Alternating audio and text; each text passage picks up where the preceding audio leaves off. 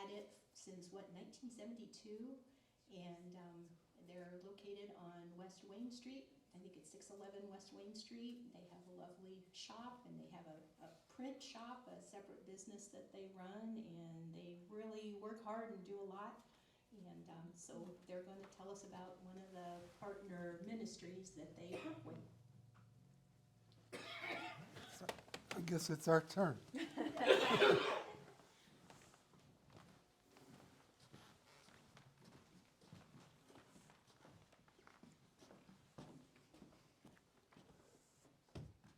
I guess I'm going to start. Can you all hear?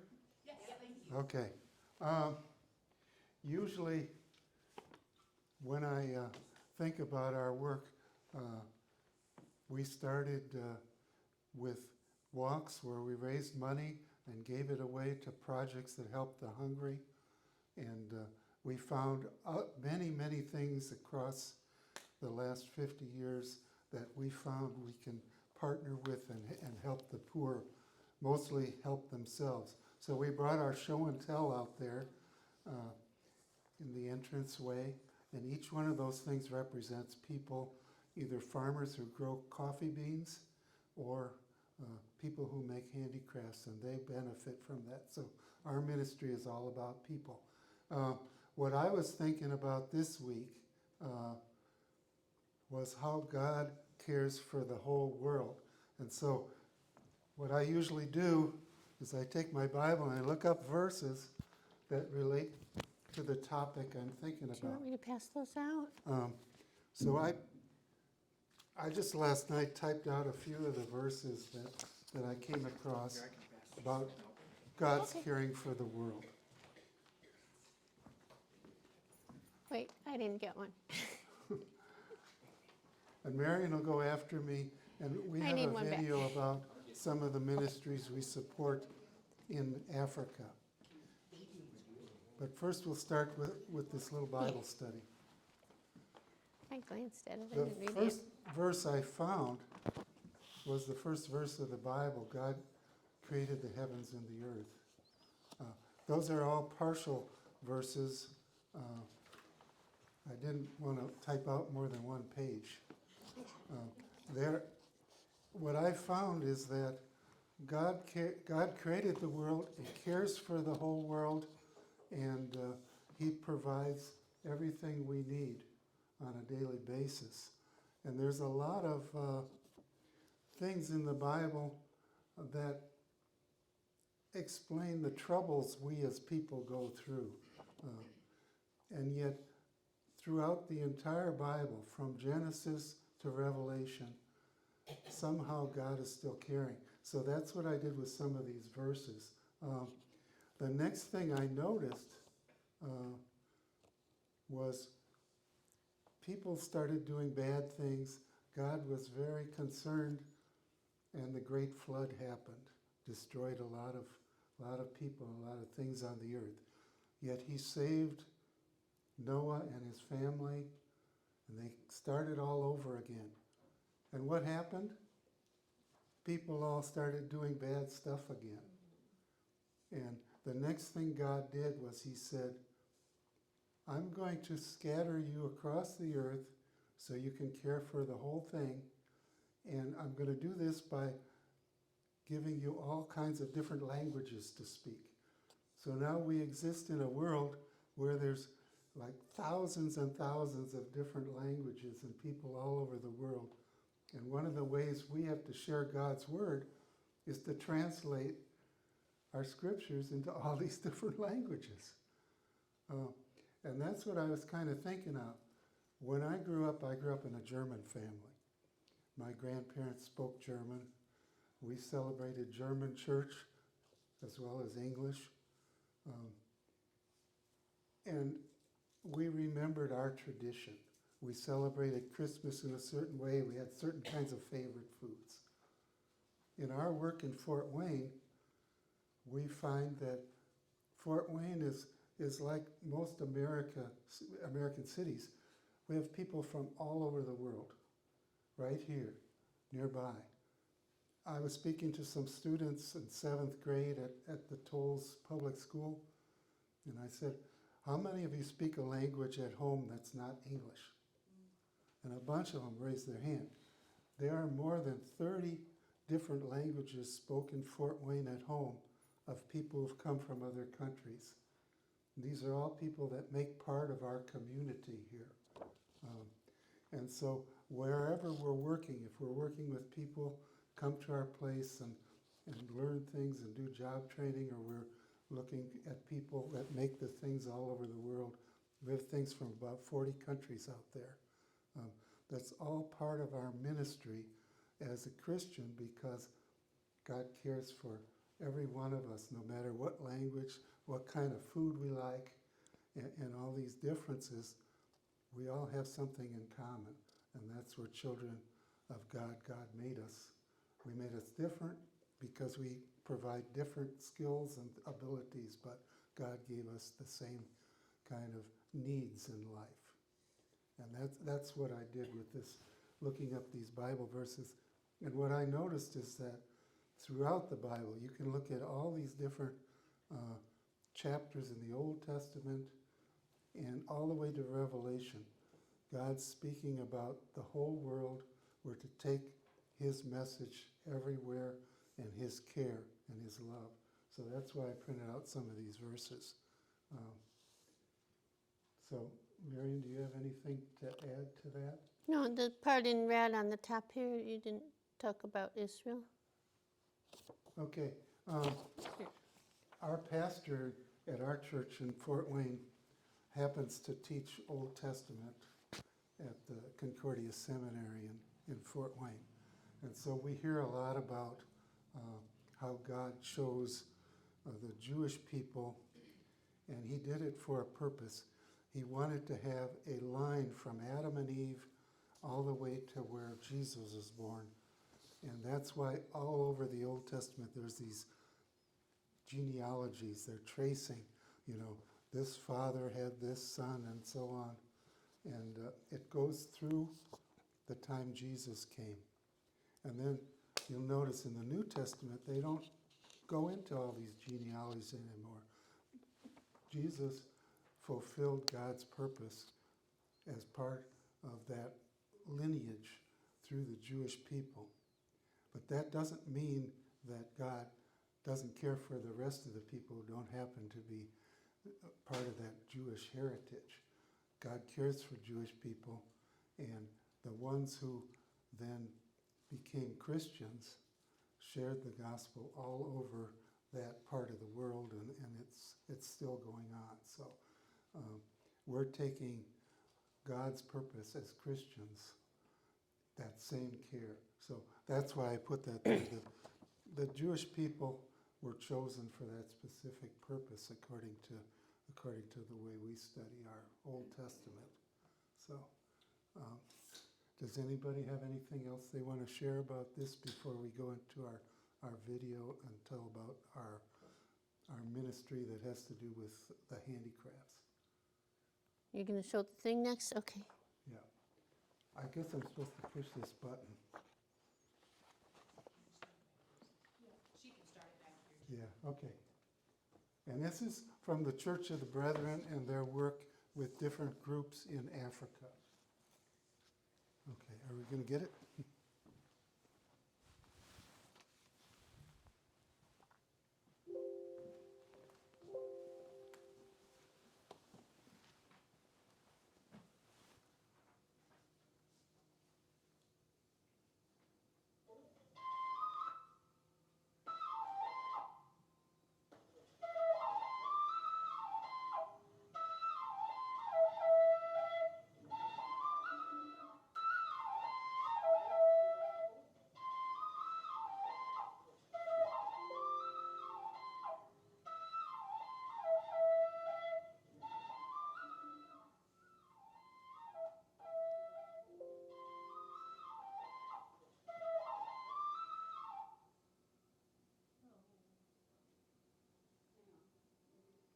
Now what?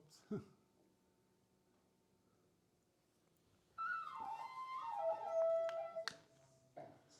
I feel and everything they want and what they want. 160 physics. Sir, enter.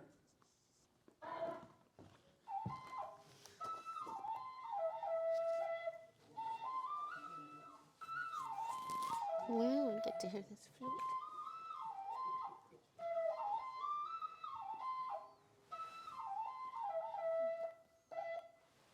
There's something wrong with the disc? There's another copy of it there. Um,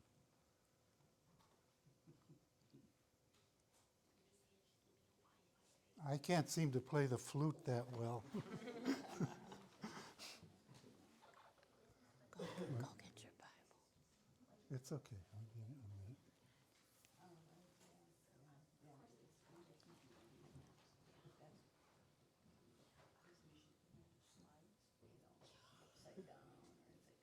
minute. It should play. It should, once it starts, it should play through. Well, it stopped twice already. Technology.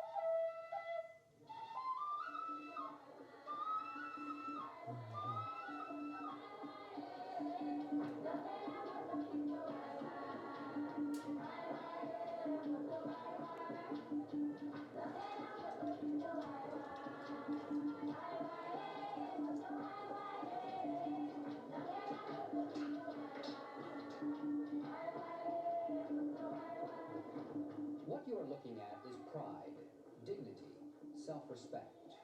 Concepts that are best described by the people who live them out day by day. People who create something of value, who carry on a tradition that has been passed down from father to son, from mother to daughter. Africa is one of the most impoverished continents in the world. Many of its people engaged in a constant struggle for economic survival. But it's also known for its skilled artisans and craftspeople who create beautiful handcrafts appreciated by consumers in the U.S., Europe, and elsewhere. Serve International, a non-profit ecumenical program of the Church of the Brethren, markets those handcrafts in a way that returns a fair share of the purchase price to the artisans, and in the process helps stimulate the kind of self-respect, dignity, and opportunity desired by people of all cultures. I really enjoy my work, what I'm doing, because this is some earnings I'm doing from here. Ruth is one of some 260 physically disabled workers who live and work at the Bombolulu Workshop on the outskirts of Mombasa, Kenya, a port city on the Indian Ocean. Bombolulu was set up more than 30 years ago to train handicapped workers to produce handmade jewelry and clothing. These physically handicapped people are the ones who are actually running the place. Yeah, they are the producers of whatever we sell. So they have jobs and houses to live in. Bombolulu's products are exported to more than 20 countries, mostly through alternative trade organizations such as SERVE.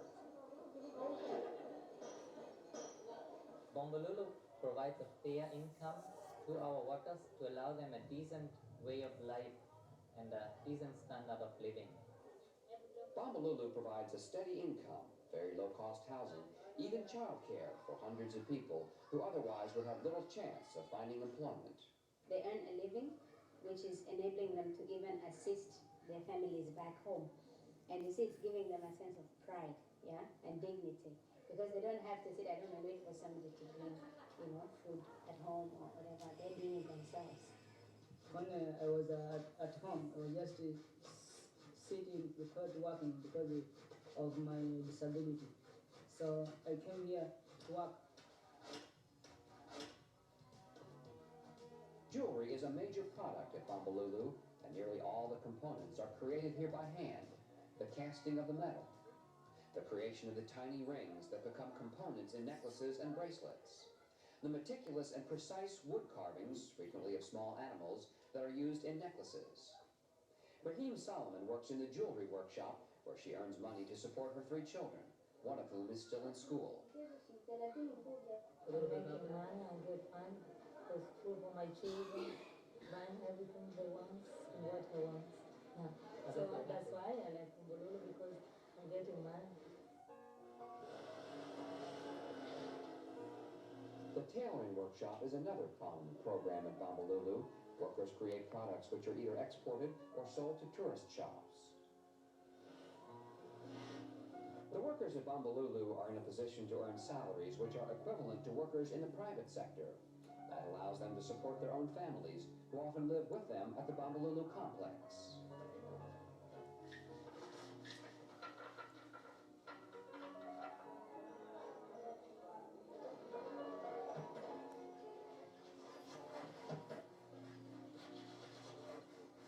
Bombalulu has really highlighted my life there, financially. I've brought a family through this Bombalulu.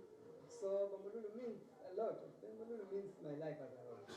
The ability to market handcrafts means different things to different groups across Africa. In Cameroon, it means passing on the rich culture and heritage of the region by making handcrafts with traditional designs. Presscraft is a program of the Presbyterian Church of Cameroon which employs people to make musical instruments, woven baskets, wood carvings, and pottery, often using traditional designs. We wanted to preserve the culture of the province. So Presscraft was founded in order to maintain the culture of the people of the Northwest Province. And secondly, it was founded to reduce a rural exodus. That is by creating employment for young people right at their villages. And Presscraft also wanted to teach people that their local skills were still very, very useful. And that maintaining these skills can be a source of income to them. Many of the crafts are designed to reflect traditional stories of Cameroonian folklore. Wooden stools often feature bats, which symbolize unity because bats travel together. Lizards are another common feature in Cameroonian handcrafts because they represent wisdom in many villages. Calabash rattles, which are made from gourds and plum seeds, have been used in traditional dances for hundreds of years. Today, these instruments have been incorporated by choirs in the local Presbyterian churches. When singing in church, some are clapping hands, then some people are using this for the musical instruments. Music is very important in Cameroon and is used to celebrate important events in daily life.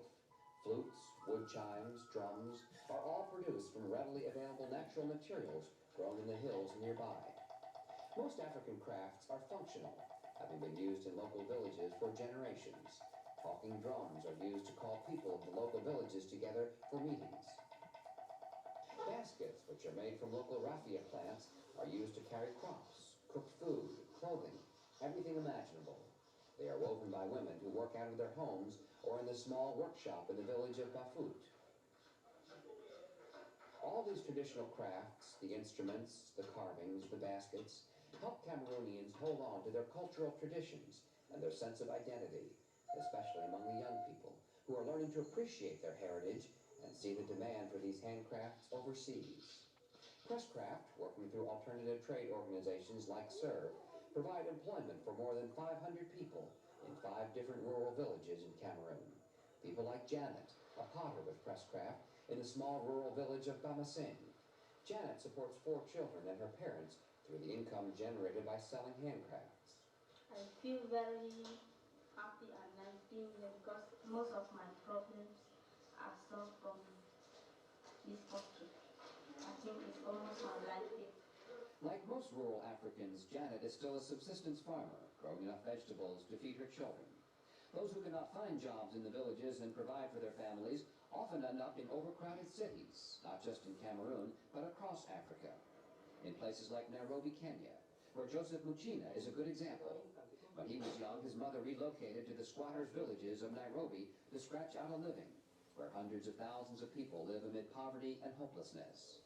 But Joseph wound up in a program that taught him how to make jewelry. He now heads a partnership called Trinity Jewelry, located on the edge of one of the poorest sections of Nairobi, which trains other young men also from the same area. we wanted still to work with the people who had the same kind of background like ourselves, who are also poor. And so we started training also youth from the same slums areas. And those are the kind of people we are working now with even today. Trinity depends on organizations like SERVE to market the jewelry to overseas customers, which in turn allows the workers to have an adequate salary, money for housing, even vacation time. I work here in order to get my daily bread because I don't have any other sources. Our family was very poor.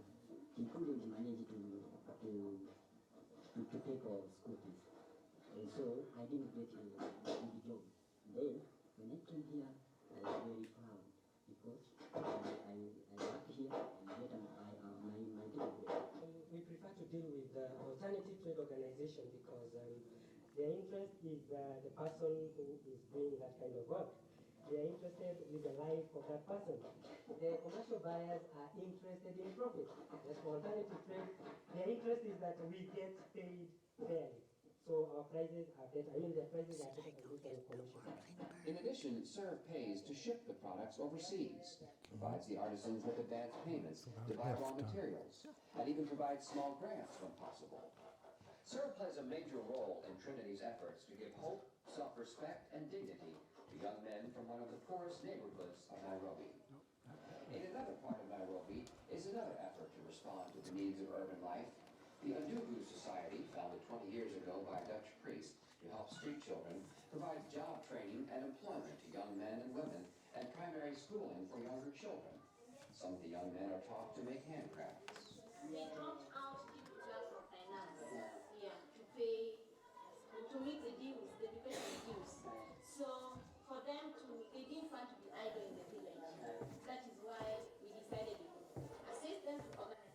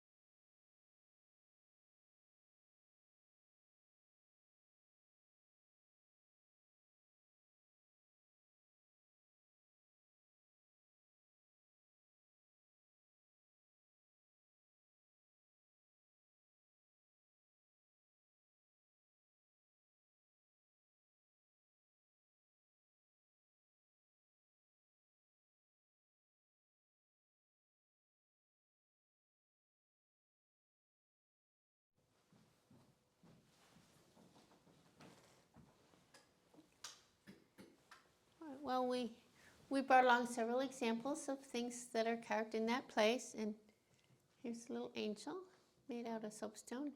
It's naturally the white color that you saw. Then they'll dip it in various dyes and then etch out so these little white flowers show. So this is not from Kenya, this is from India, but she fits in there. We have the handicrafts, which you can see. We have a food marketing project which pays coffee farmers, tea farmers, chocolate, that's my favorite. Ghana is the world's leading producer of cocoa beans, and they have combined with some groups from both Germany and England and formed the Divine Cocoa Company, which makes candy bars. We thought it was going to be hotter than it was. I am so sorry. We didn't bring any chocolate. That's hard for me to go a day without chocolate, but you can come to the shop, or you can send Julie and she'll buy the chocolate and bring it to church, I'm sure. If you tell her, there's about 12 flavors, so you might want to look at our website online and make your selection. So on the little cards that some of you got and the rest you can pick up, it's got our information like that. But I like the in-person sales better because you just get to know people, and I'm a people person. He says I talk too much, but I'll try not to be boring. Anyway, so we have a bookstore with certain nonfiction topics like justice, and we have a section of Africa, Central America, Caribbean, Middle East, things like that in our bookstore. We've added a small library. We got a grant to purchase books from the Achieving Racial Equality. What is it? That's good. I don't think it's achieving. It's some A word. But anyway, racial equality, and some of the background stories are not very pleasant, but this is stuff that I think we need to know. And then others, like, explains the migration. There's one called Indianapolis Jazz. So, you know, that's a library book now in our bookstore. Julie mentioned the print shop. We print for nonprofit groups and small churches, and occasionally for individuals. We have a graphic artist, very talented young lady with 2 sons. Sometimes she brings her boys to work with her if she can't get a babysitter or if they don't have school, but you know, we work around that. She can take one of those heart stones and carve any word you want on it for just $5 extra. You buy the stone, and Rhea will carve blessing or your mother's name, or you know, mother, whatever. So yeah, we've added her. She's worked with us for about a year now. We are basically an all-volunteer organization. Jim and I have worked in exchange for room and board for about 51 years. And the last few of those years, when we reached our mid-60s, well, we were able to get a Social Security check, so we went from no income to low income, which was a big boost. Able to provide like things for our grandson that we never could provide for our daughter. We just have one daughter, she's adopted, and one grandson, and that's our little family of 4 if you don't count the cats. So the bookstore, okay, we work as a fiscal agent for a project in Colombia, South America. It's a Spanish word, poder, which means power, and joven, which means youth. So Poder Joven in Medellin, it's the 2nd biggest city after Bogota. And we don't do the work, we just handle the funds, make sure they get where they belong so that people can claim tax deduction for their donations. Very generous fellow in Indianapolis donates $7,000 regularly, several times a year. So that's the one in Colombia. We also work directly with Care and Share in India. We do their printing and mailing. And we're working working a lot with the Burmese, with Myanmar, and the headquarters actually in Thailand. It's called Free the Oppressed. We do their printings. So, yeah, we keep up to date with all the technology, stamps.com, address corrections, and zip codes and all that. I'm the detail person, so I get into that kind of thing. So that's part of the print shop, printing and mailing. Bookstore. Oh, the building, we have 4 rental apartments. We have to keep those 4 tenants happy and make sure they don't. We have 3 on-time payers and 1 guy who's just doing his best and pays as he can, and he's caught up. But now, June is about to start. So, but yeah, we work with people where they are and accept them for who they are and just try to love everybody. So. What did I miss? Julie, Jim, think of anything I missed? Where's your bird? My bird! Well, it's right here.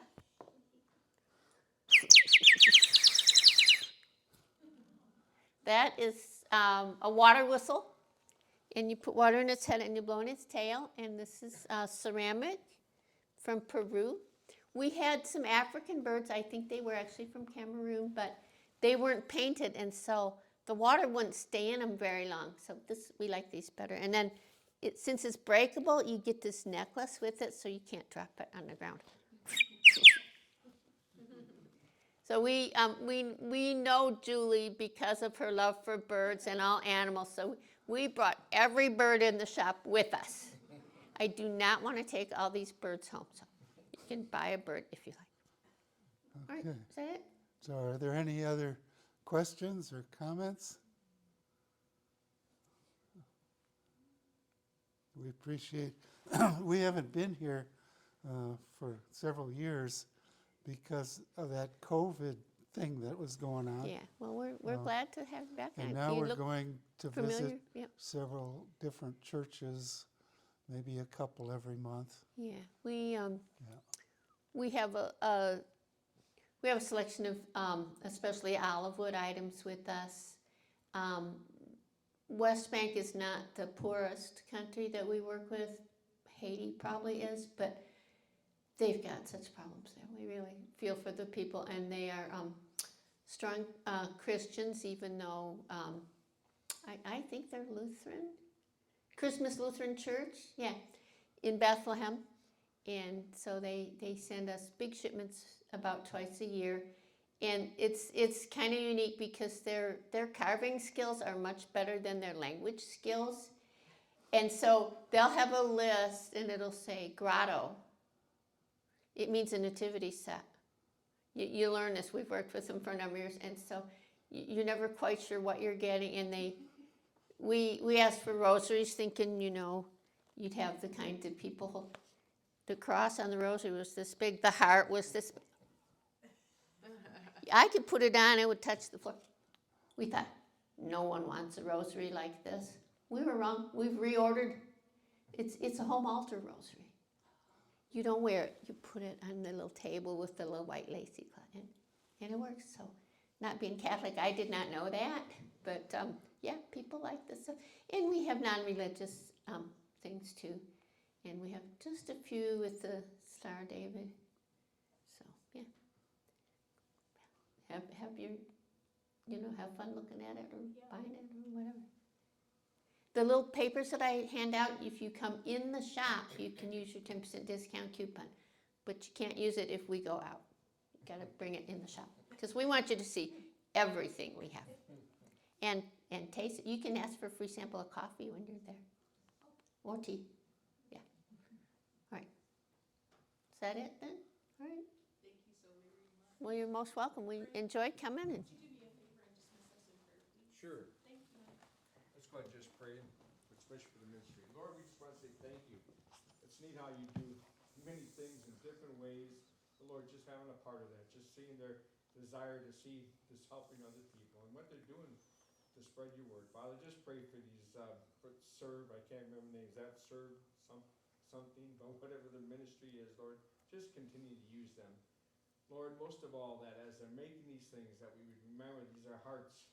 Many people don't even know you, and yet are still working doing these kind of things for religious purposes.